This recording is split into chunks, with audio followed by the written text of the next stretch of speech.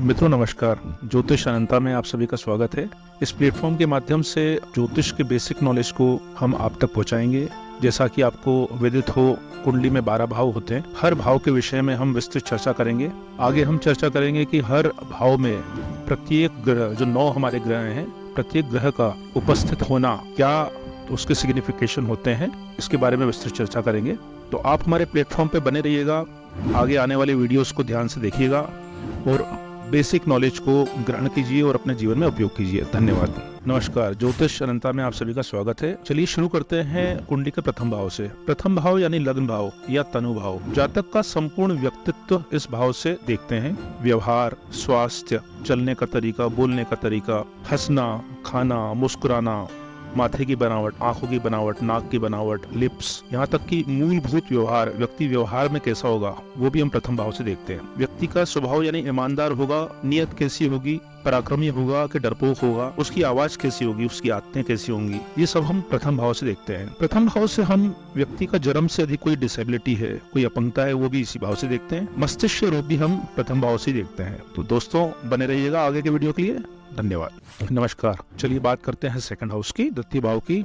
इसे धन भाव भी कहते हैं। बैंक में कितना पैसा होगा, संचित पूंजी। हमें किन चीजों को जमा करने का शौक है, पेंटिंग, म्यूजिकल इंस्ट्रूमेंट, किताबें, मैन्युस्क्रिप्ट्स, पोस्टेज स्टैम्प्स, जो भी हमारे ज्वेलरी है उसको जमा करने का शौक हम इस भाव से देखते हैं। परिवार की साइज क्या होगी, कैसा होगा परिवार, हमारा भोजन, किस प्रकार का भोजन हमें पसंद है, हमारी लग्जरी या पुअरनेस, वो इसी भाव से देखते हैं। कान, आंख, मुख, जीभ, गला, दांत, हमारी आवाज, माथे का दाहिना हिस्सा भी हम सेकंड हाउस से देखते हैं। सेकंड हाउस से हम व्यक्ति की मृत्यु और उसके स्पाउस की मृत्यु का कारण भी जान सकते हैं।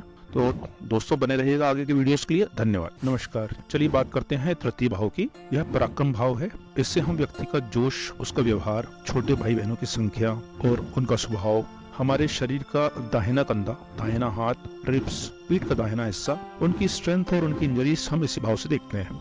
हमारे हाथ से करने वाले जो भी कार्य हैं, जैसे कुकिंग है, हमारी हैंड राइटिंग की क्वालिटी, वेट लिफ्टिंग, वेपन्स को किस तरीके से यूज करते हैं, हमारी स्किल्स क्या हैं, स्पोर्ट्स, ये सब हम तृतीय भाव से देखते हैं। जीवन में होने वाली छोटी यात्राएं हम तृतीय भाव से देखते हैं। हमारा जो भी व्यवहार है, हम दूसरों के प्रति हमारा व्यवहार कैसा है, वो भी तृतीय भाव से देखते हैं। तो कुल मिला के पराक्रम से संबंधित जितने भी विशेषताएं हैं वो तृतीय भाव से देखते हैं। धन्यवाद। नमस्कार। चलिए बात करते हैं चतुर्थ भाव की। ये भाव सुख स्थान है, माता का स्थान है। माँ से संबंधित लालन पालन, संस्कार, शुरुआती शिक्षा, केयरिंग, नर्चर, इमोशंस हम इसी भाव से देखते हैं। सुख की वस्तुएं जैसे घर, गाड़ी, कपड़े और अन्य शौक की वस्तुएं इसी भाव से देखते हैं। पशुपालन भी इसी भाव से देखते हैं। यदि भविष्य में हमारा संबंध, हमारा स्थापन यदि विदेश में होने वाला है तो भी इसी भाव से देखते हैं। कुल मिला के यह सुख स्थान है। हमें जीवन में कितना सुख मिलने वाला है वो हम इसी भाव से देखते हैं। धन्यवाद। नमस्कार। बात करते हैं पंचम भाव की। यह संतान भाव है। प्रथम संतान का चिंतन इसी भाव से किया जाता है। कॉलेज स्तर की शिक्षा इसी भाव से देखते हैं। व्यक्ति की आर्ट में कितनी रुचि है वो इसी भाव से देखते हैं। प्रेम संबंध, लीडरशिप क्वालिटी, पॉलिटिक्स में रुचि, सरकार से संबंध, सब इसी भाव से देखा जाता है। व्यक्ति की धार्मिक भावनाएं, मंत्र, प्रार्थना, पूजा पाठ, सब इसी भाव से देखा जाता है। व्यक्ति प्रारब्ध में क्या लेकर आया है पिछले जन्म से, वो इसी भाव से देखते हैं। शरीर में यह हृदय, नाभि से ऊपर का हिस्सा, लीवर, किडनी, इसी भाव से देखा जाता है। उससे संबंधित रोग का निवारण और विचार भी इसी भाव से होता है। तो दोस्तों बने रहिए आगे के वीडियोस के लिए। धन्यवाद। नमस्कार। चलिए बात करते हैं छठवें भाव की, जिससे शत्रु भाव कहते हैं। यह भाव रोग, ऋण और शत्रु का भाव है। शरीर में होने वाले जितने भी रोग हैं हम इसी भाव से देखते हैं। हमारे ऊपर कितना लोन रहेगा बैंक का या अन्य, वो इसी भाव से देखते हैं। और शत्रुता किन लोगों से रहेगी या कोर्ट में कोई केसेस चल रहे हैं वो इसी भाव से देखते हैं। तो यह रिपु भाव है, यानी षड रिपु, काम, क्रोध, लोभ, मोह, मद, मात्सर्य, ये 6 जो रिपु हैं, इसी वजह से हम बार बार मनुष्य योनि में जन्म लेते हैं। इन्हीं को न्यूट्रलाइज करने के लिए हम मनुष्य जीवन प्राप्त करते हैं ताकि हम इनसे पार लग पाए। तो ये बहुत महत्वपूर्ण भाव है। धन्यवाद। नमस्कार। बात करते हैं सप्तम भाव की। यह भार्या भाव है। एक व्यक्ति के जीवन में आने वाले अन्य व्यक्तियों से उसके संबंध कैसे रहेंगे, तो इसलिए विवाह का चिंतन भी इसी भाव से किया जाता है। पार्टनरशिप, व्यापार की सफलता असफलता भी इसी भाव से देखते हैं। उसका जीवन में अन्य व्यक्तियों से संबंध, उसके बीच में सामंजस्य करने की क्षमता कितनी रहेगी वो इसी भाव से देखते हैं। प्रेम विवाह या अरेंज मैरिज इसी भाव से देखा जाएगा। द्वितीय संतान का चिंतन भी हम इसी भाव से करते हैं। शरीर में मुख्यतः किडनी और गुप्तांगों का रोग एवं निवारण इसी भाव से देखा जाता है। तो मित्रों, बने रहिए आगे के वीडियोस के लिए। धन्यवाद।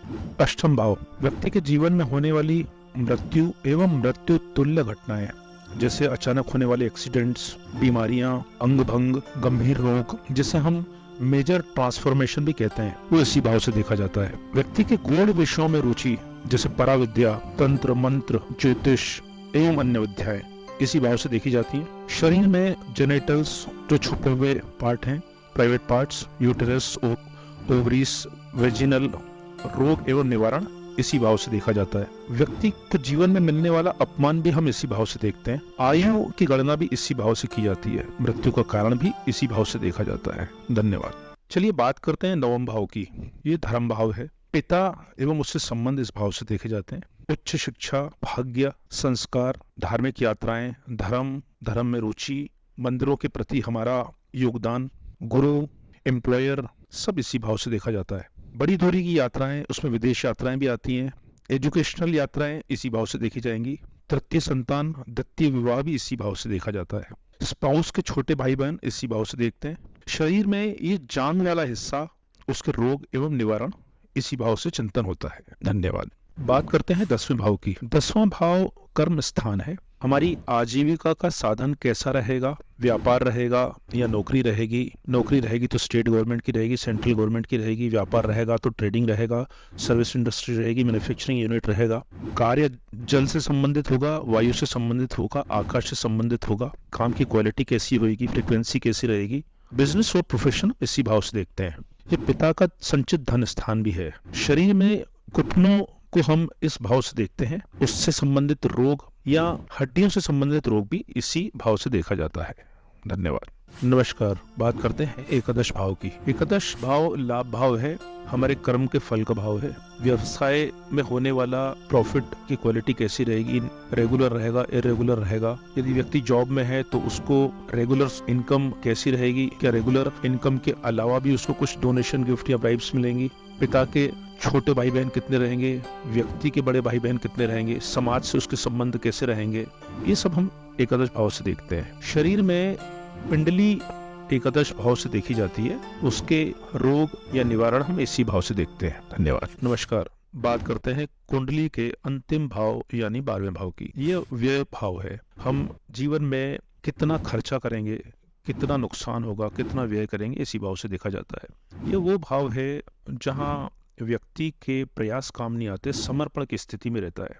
कुछ ऐसे स्थान हैं जहाँ वाकई में उसके प्रयास व्यर्थ हैं, जैसे अस्पताल, जेल खाना, पागल खाना, विदेश में स्थापन, या हम उनकी पॉलिसी से बंधे हुए हैं, हमारे प्रयास काम नहीं आते। इसलिए हम इन सभी स्थानों का चिंतन इसी भाव से करते हैं। समुद्री यात्राएं भी इसी भाव से देखी जाती हैं।